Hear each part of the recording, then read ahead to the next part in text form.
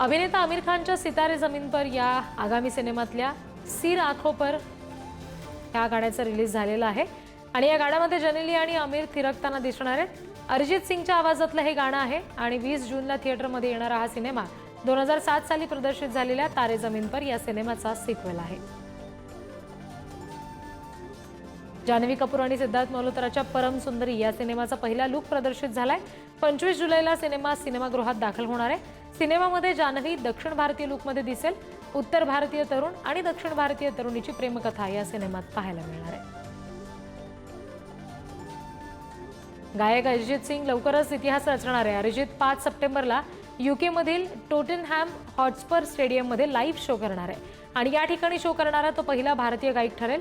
ही बातमी समोर येताच अरिजित सिंगच्या चाहत्यांमध्ये उत्सुकता निर्माण झाली आहे।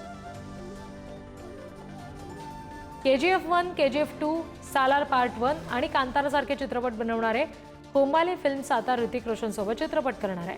त्यामुळे सध्या भूमिका ठरलेली नसली तरी लवकरच ऋतिक आणि आणखी एका नव्या चित्रपटामध्ये दिसणार आहे हे स्पष्ट झालं।